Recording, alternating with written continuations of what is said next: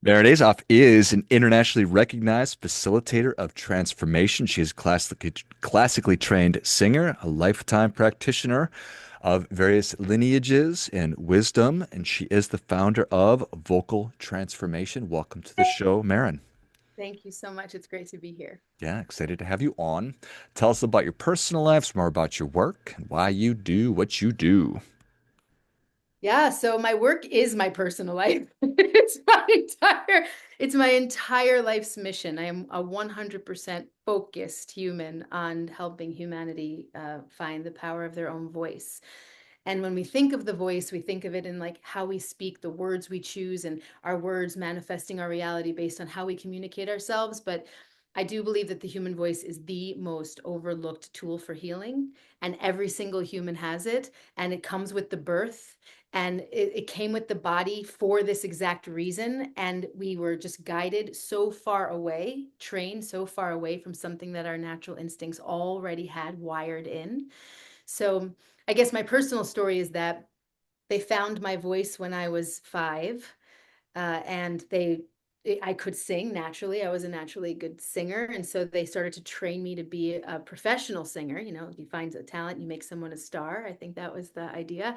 And then the performative aspect of it was always kind of gnawing at my core. The stress around performance creates so much insecurity and anxiety as you're being raised to be the best at something or be better than others at something, right? It's like it was this ego driven thing. And then it's a long story I'm condensing for the sake of our conversation, but a spiritual journey led me to really understanding that the voice is a tool that people have been using on this earth since people have been on this earth for uh, for healing, for actually for survival.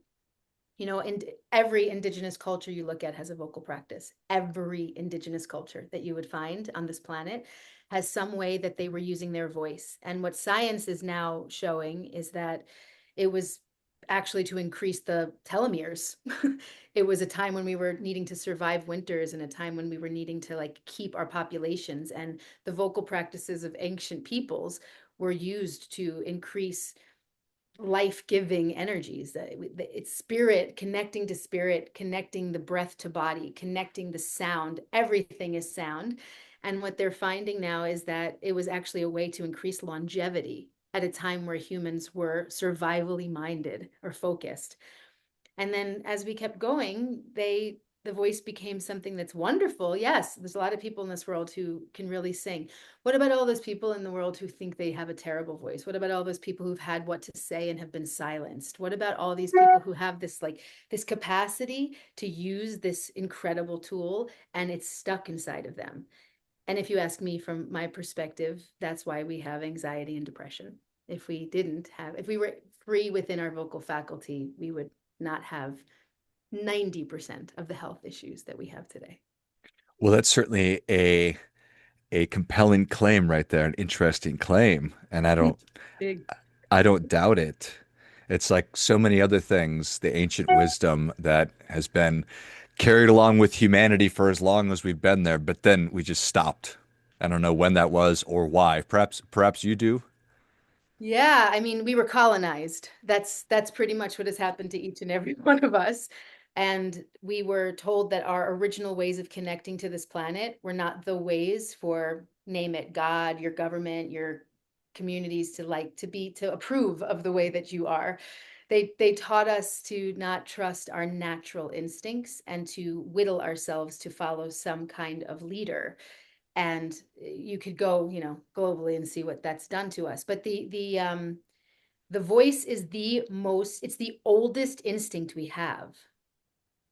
The breath we take to bring life into the body, it's the first act of our life, is we breathe in, and then the vast majority of humans from that moment will let out a sound. There are babies who don't, yes, there are babies who don't, but up until recently they used to hit a baby if they didn't, to make sure they could. Right. If they couldn't, then that would mean there'd be some kind of like lack of, like, you know, they might be a little behind, or they might not have what they need. And so this sound that we originally make is our soul claiming our body and waking up its intelligence. And so when we use our voice correctly, which correctly, what I mean is the way our body was designed to do it, the way we did it when we first were born, nobody had to teach us how to. That was just, that was nature.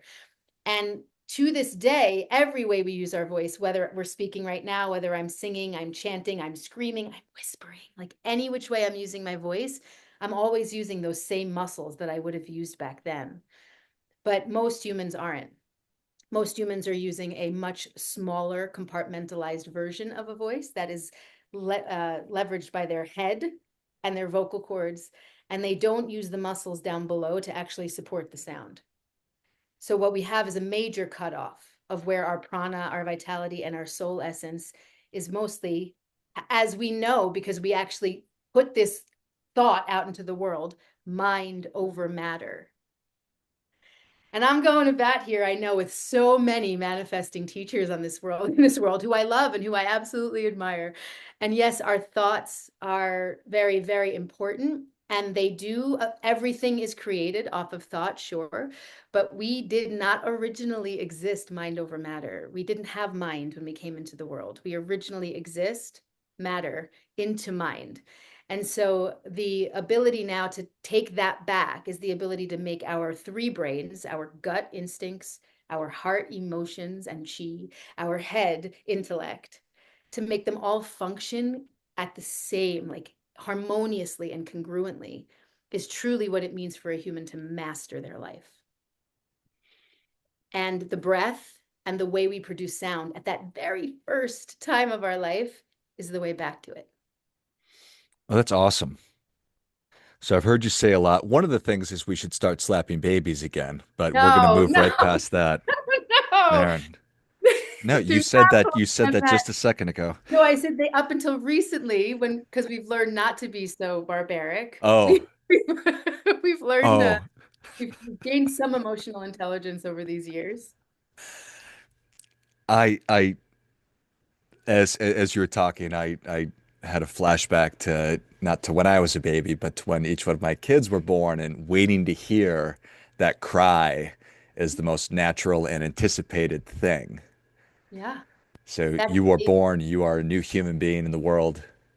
It's a that sound is a big claim of I am. Yeah. Here I am. Period. Yeah, and we have no identity then, so we're not saying I am my name or I am going to do this in the world or I am that. We're literally just claiming our place on the earth. I love everything about that. Claiming our place on the earth. And then promptly humans start to move the person into different places and say, oh, it's a redhead, it's a da da da da da. We start to categorize, but not necessary. We need to get back to that original. Yeah.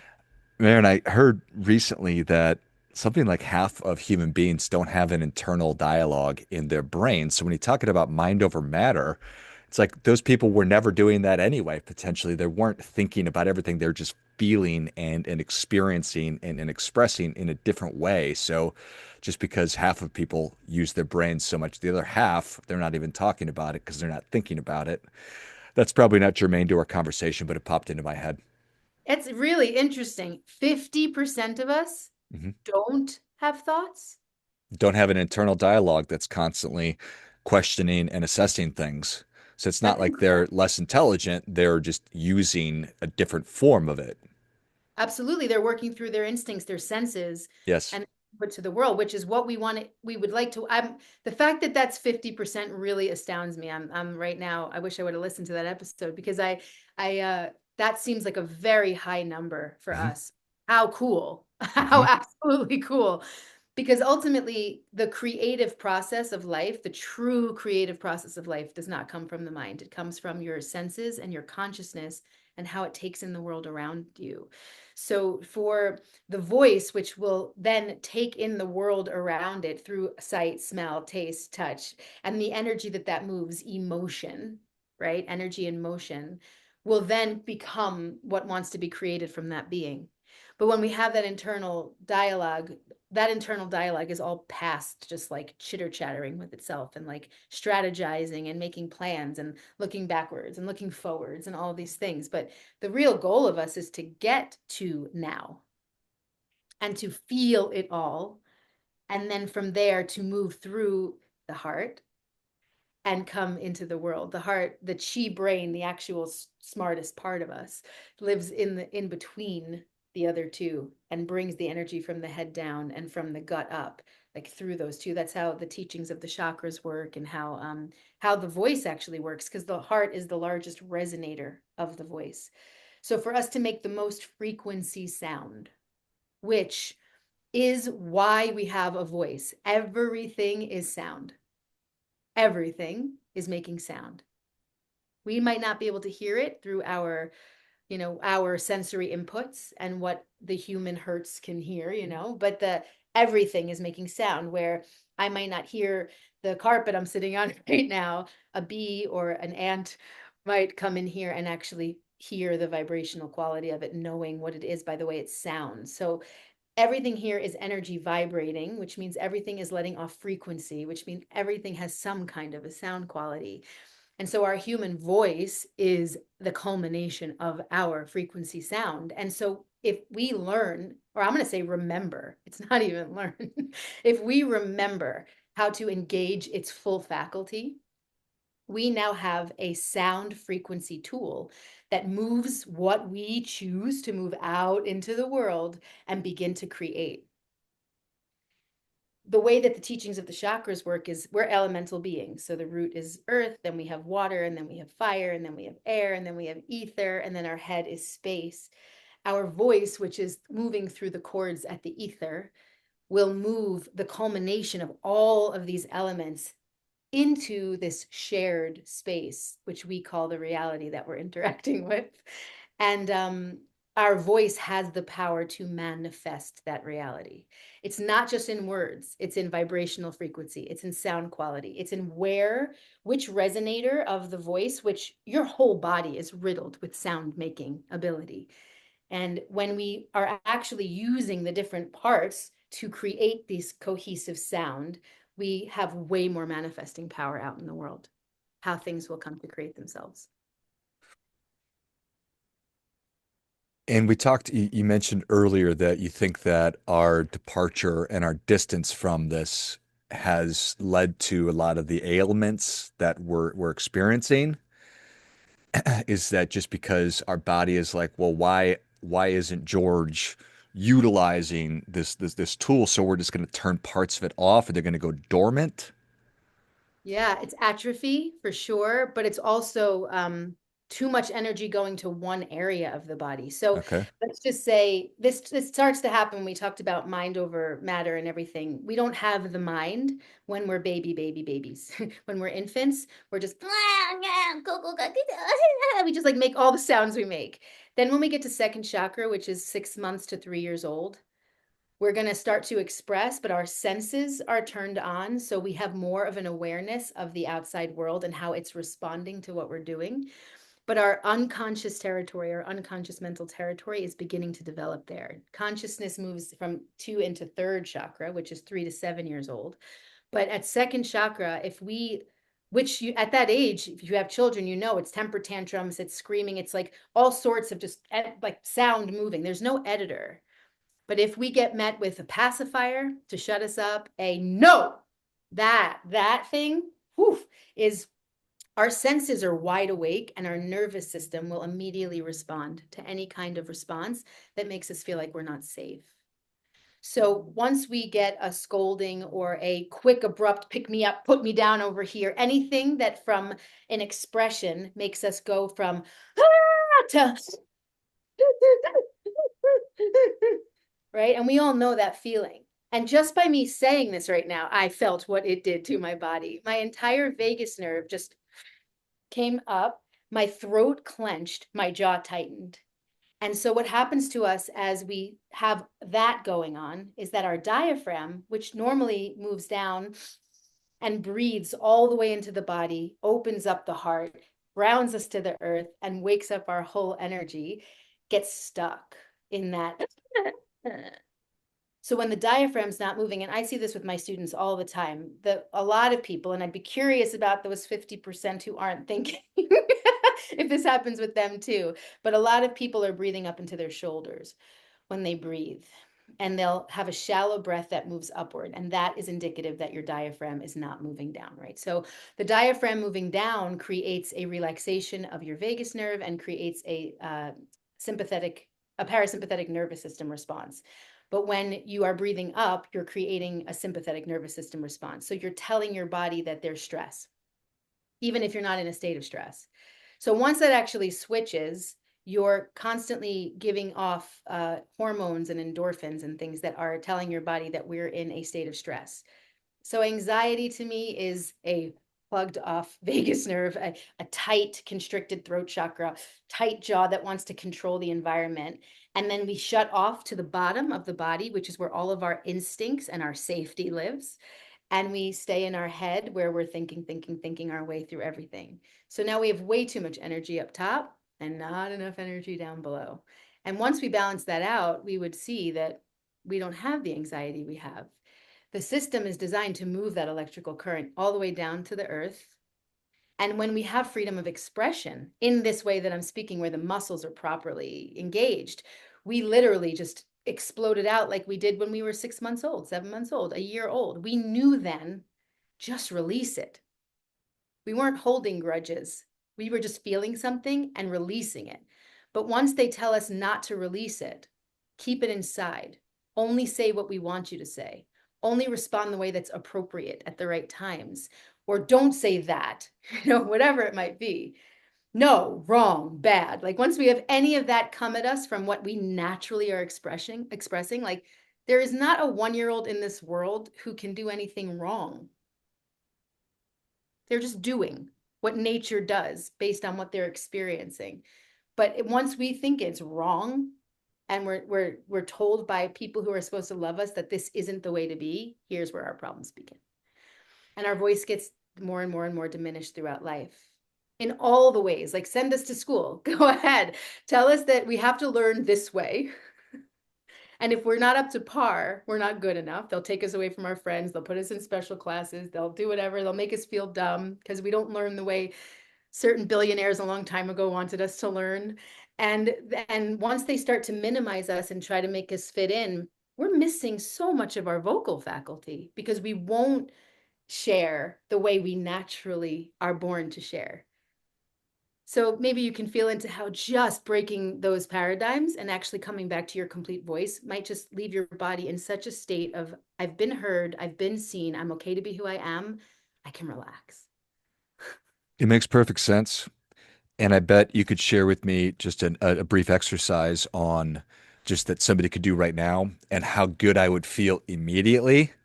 And then spread that out over the course of 5 years, 10 years of a lifetime. And then, yeah, we've been conditioned to turn that part off and to suppress, hold in, and that carrying around with us the problem of holding on to it and holding it in is that it's making us mentally unwell and physically unwell and spiritually unwell. 100%. Yes. Would you like an exercise? Yeah, for sure. The first thing I would say before I go to that exercise is stop sucking in your stomach, everybody. This is like my biggest first thing out the gate. We're taught to suck in our stomach, like women and men. I work with so many men who those abs that are meant to be firm and hard, and yes, it's great for spinal support. I'm not saying we're not supposed to have a strong abdomen, but we walk around holding, like corseting our bodies because we think this is what's attractive and what's hot and like what makes me feel and tall and all those things. But that sucking in is closing off your throat chakra. So this is Okay. the first thing you could feel if you want to do this with me, everybody listening in yourself. Just take a breath down into your belly if you can. And now just suck your stomach all the way in and feel what happens at your throat when you do that. It's like I can barely even speak clearly because I'm so used to it being the other way. So if you want to free your voice, that's the first step. It's like get that abdomen neutral. And we're so used to sucking in Pilates, holding abs, workout, sit-ups, whatever, crunches, planks, whatever it is, that we are literally like holding something back. energetically, that wants to be free. So we need freedom inside of this body, and the muscles of the voice are actually the opposite way. When we're sucking in our stomach, we're in contraction. Our voice is a tool for expression. So we actually need the muscles to function in the total opposite way. And thousands of people that I have worked with cannot get their belly forward. So let's feel for that. Can you breathe into the belly?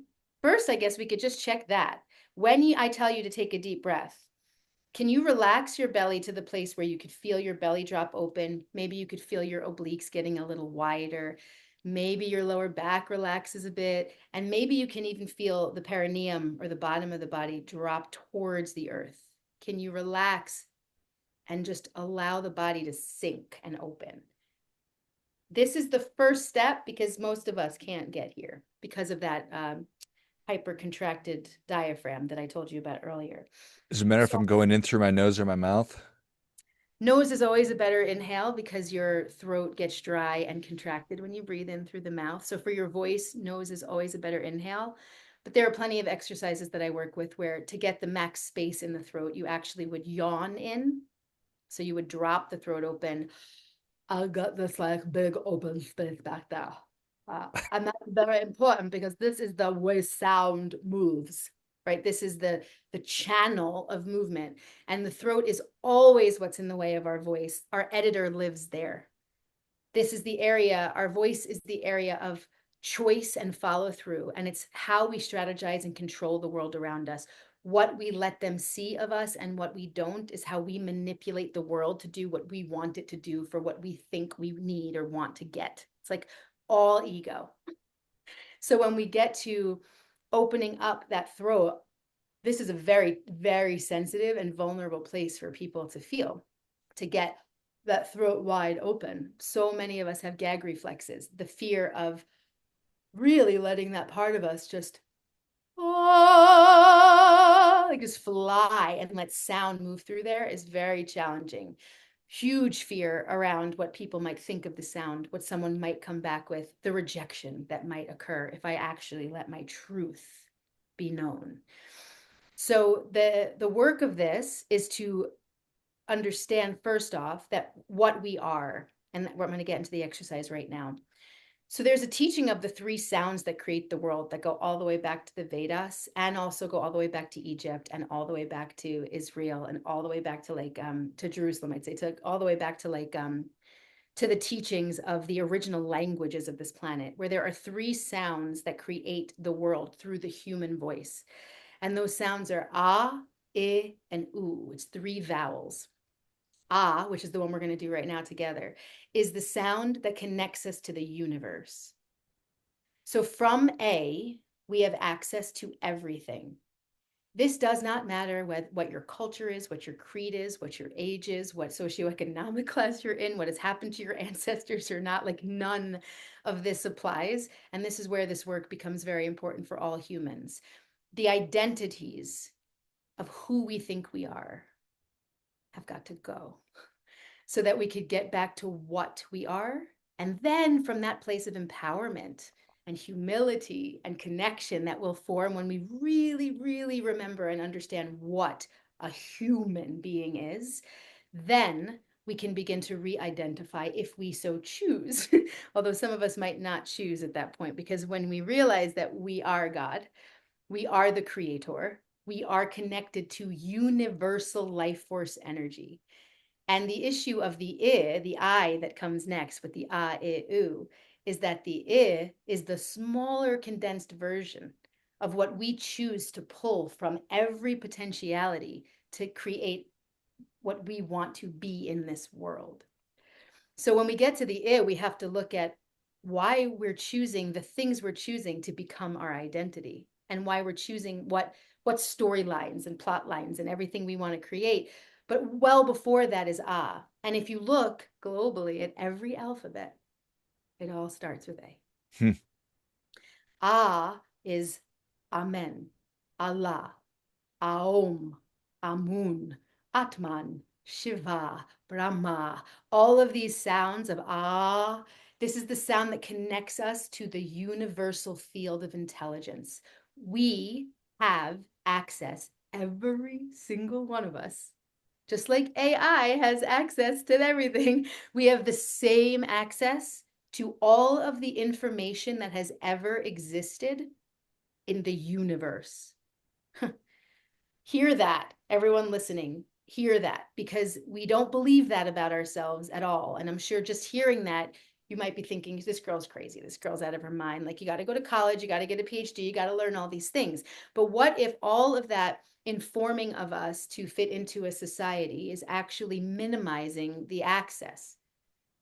You know, there are psychics and mediums and all sorts of amazing gifts that we would say some people have. What if every one of us, when we open up the threshold, can actually hear, feel everything?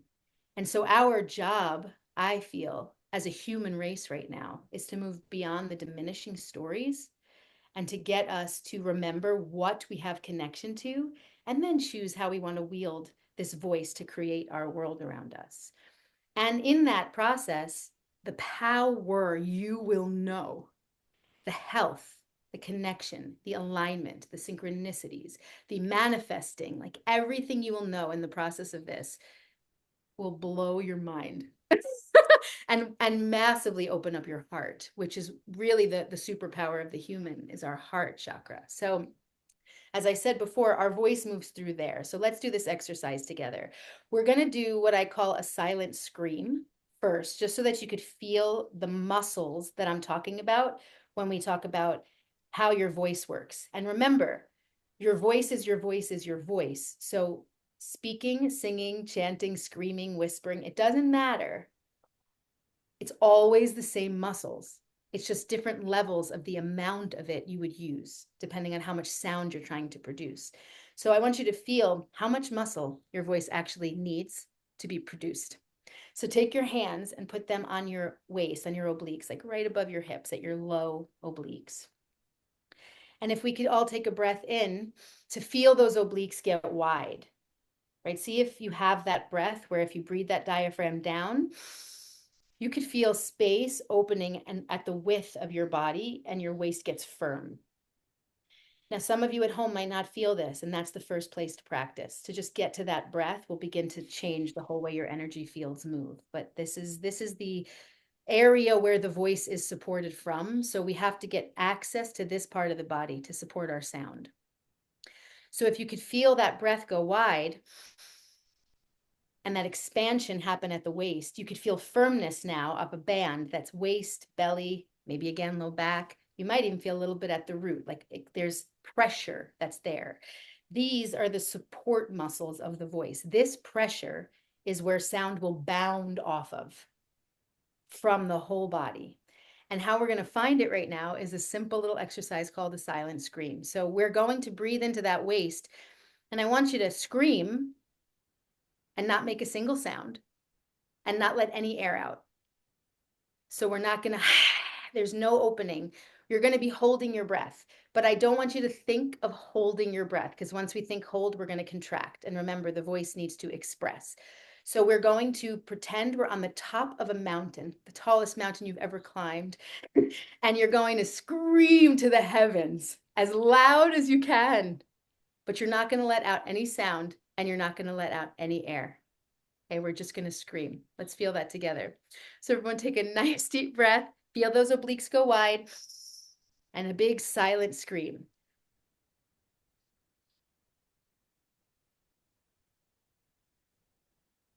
Okay, let out the air. Whew. I don't know, you might feel lightheaded right now. I got a little bit of clearing of vision when that just happened. I don't know if you feel the same thing, but did you feel how much pressure is happening down there? Yes.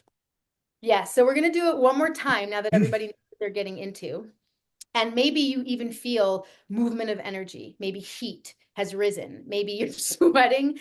Maybe you felt like you were going to explode for a second there. This time, as we do it, I want you to feel how many muscles are working. Where in your body are they working? And is your throat open or closed as you do this? Okay, so let's try it again. Breathing all the way down. Fill the waist. Silent scream.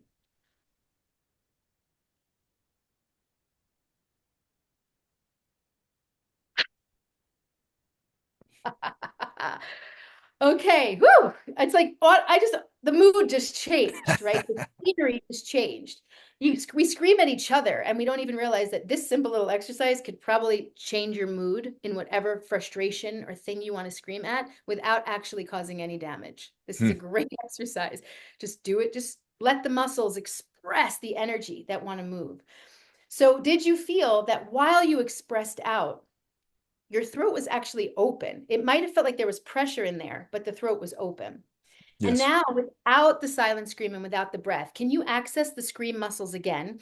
Just normally, like right now as I'm talking, can you just press all those muscles out and forward that you just had while you were screaming? And do you have access now to the awareness of this muscle being Yes. used, these muscles? So, this expressive muscle, that's how your voice works.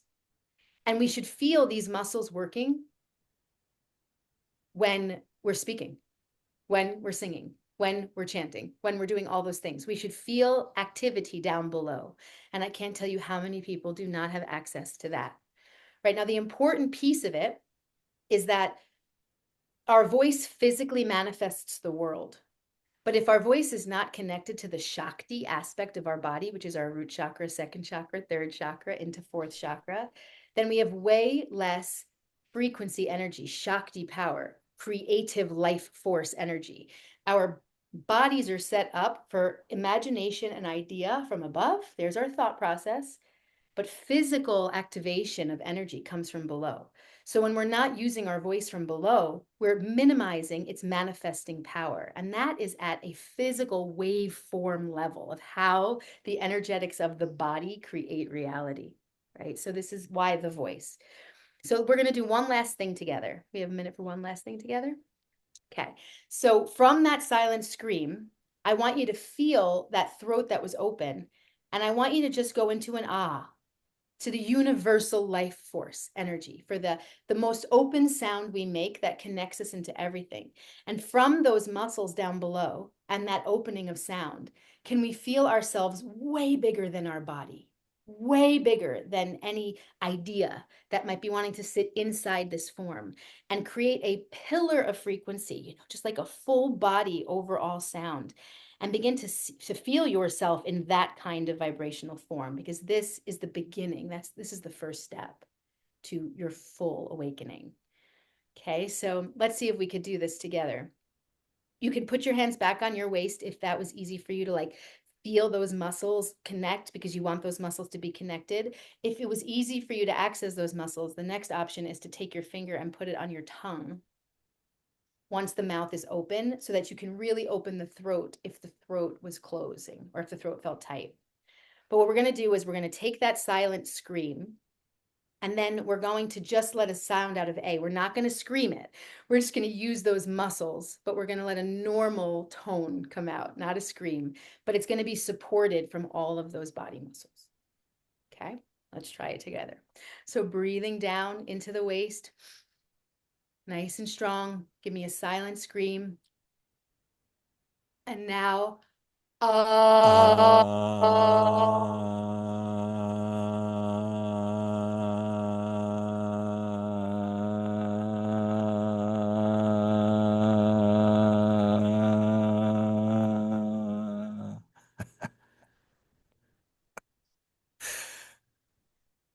So it goes on much longer probably than you would normally sustain a note. And the work of this is it can go on for a very long time. And you could feel yourself increasing your auric power. You could feel yourself releasing things that want to stay stored inside off of a simple ah sound. The most important part of it is that your tongue is down, your throat is open, and your jaw is dropped. So you want to create an unobstructed sound of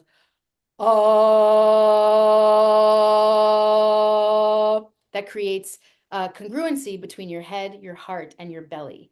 And the more you practice this, you will feel that connection of all these areas.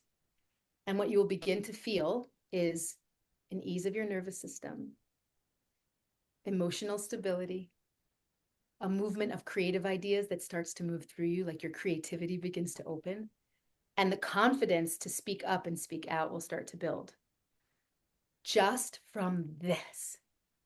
And I have a million other exercises and things that I could show you how you can begin to use your voice to completely change your life. And then, of course, I do this for the world. So, how changing your life will help and benefit the entire planet. I love it. I love everything about it. Maryn, this is awesome. Well, thank you so much for coming on. Thank you for the exercise. Thank you for all the work. Where can people engage? How can people learn more? How can they engage with you? What's the next step? Thank you so much for having me. This has been a great conversation. So, Vocal Transformation is the name of my work. They could go to vocaltransformation.com and find me there, or vocal_transformation on Instagram. And that's where I tend to do lives and give out tips and all of that. So my Instagram is a very active place to stay engaged in what I'm doing. But every year I do in-person retreats. I have online courses for people. And my big offering, which is what I'm most passionate about, is that every year I do a 9 month mentorship program where people come into a fold of a rebirth. It takes 9 months of daily chanting through the chakra system to completely realign your energy fields and to eradicate like the sabotagers and the traumas and the things that are in the way and stuck inside the body that haven't been expressed, and then remove those old stories and really empower yourself to for the movement forward. So I have seen people, I mean, I just got a call 2 days ago of someone in my last mentorship who's reversing her heart disease. So Wow. we literally have, we see people heal in every area of their life. People who can't get pregnant getting pregnant, people who can't meet partners finding great relationships, people who can't make money finding the jobs of their dreams. Like, I have watched this now for well over a decade. This voice work will change you on every level. The initial process of the full rebirth is a 9 month process, and it takes discipline. So if this is feeling like I want to do this, I take a group of people through a 9 month rebirth every year, and it starts in September. And you can find all that information on my website, vocaltransformation.com. Awesome. Well, if you enjoyed this as much as I did, show Maryn your appreciation. Share today's show with a friend who also appreciates good ideas. Go to vocaltransformation.com. Check out all the great resources that Lauren's been talking about. Check out that 9 month program and follow her on Instagram as well. I'll link all those in the notes of the show. Thanks again, Maryn. Thank you so much. Until next time, remember, do your part by doing your best.